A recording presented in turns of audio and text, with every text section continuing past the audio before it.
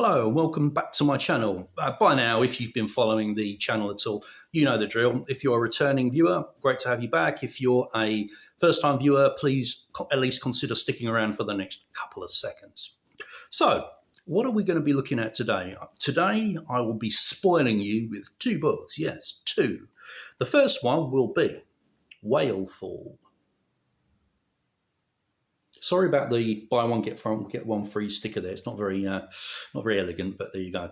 So, as you might infer from the title, it's about a fellow who gets swallowed by a whale. Now, when I first saw this book, I was very intrigued about what the author would do with it, because I mean, how does an author make being swallowed by a whale, such a common, mundane, everyday thing? How does an author make that interesting for the typical reader like us? I mean, we've all been there, haven't we?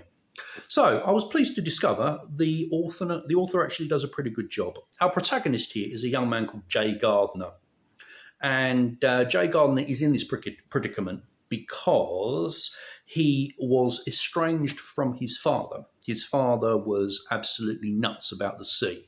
His father was a fisherman, a sailor, anything to do with the sea. He lived for the sea.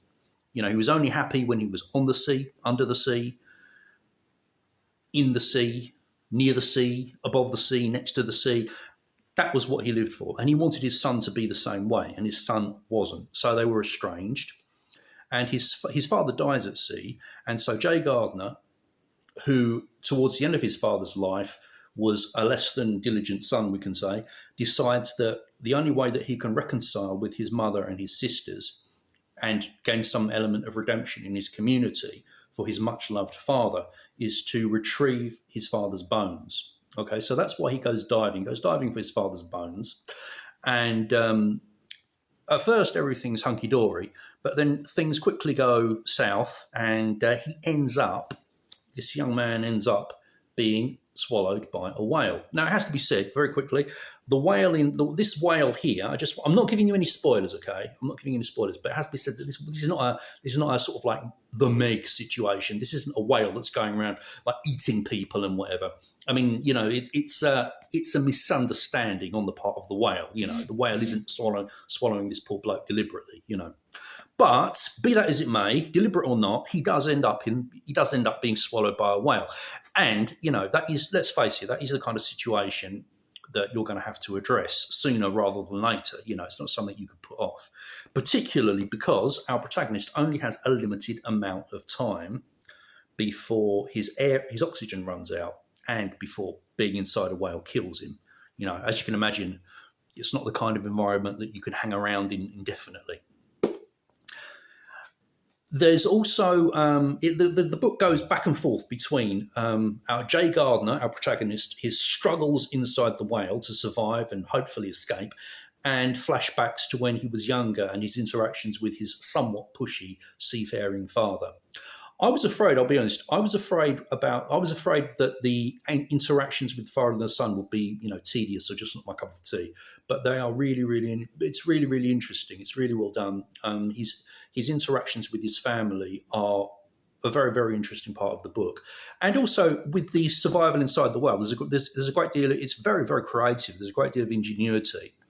And you learn quite a bit about whales as well and how you might theoretically survive inside one, which is knowledge that I'm hoping never to have to put into practice. So I would highly recommend this. The only other whale-based book I've ever read was Moby Dick, and that just bored me so much. It bored me. I'll be honest, it bored me so much. My legs fell off. That's how much it bored me. But this one, I'd highly recommend it. It's a very good read. Next up, we have got The Haunted Forest Tour. Now, when you look at the cover, I mean, you already know what's going to happen. There's a haunted forest, okay? It's full of monsters, and an enterprising company decides to set up a tram track throughout part of the forest so that they can run sightseeing tours around the forest, so people can, look out the windows and gawp at the creatures. Okay, and obviously the trams are highly heavily protected. There are guns on board, that kind of thing. In case anything goes pear shaped. And the forest itself is full of every kind of monster you can think of, more or less. So anyway, in this particular story, we meet a group of disparate characters. They get on their tram. They're going for their haunted tour, and the tram breaks down. And as you can imagine, hilarity ensues. I mean, obviously, the haunted forest tour, it's not going to be about a tour where everyone goes around the forest, has a nice time, visits the gift shop afterwards, and then goes home. It's taken as given that, something is going to go wrong. And boy, does it go wrong. It goes really wrong. Okay, so what did I like? What are the good points and bad points about this book, according to the great myself's opinion? Well, okay, so first of all, positive notes, I'd say it's a really, really good read. I would recommend it. It's a fun read. It's definitely a fun read. It's full of monsters. When I say it's not a negative, but one thing I would say is that it's full of monsters, but don't expect it's full of just different kinds of monster.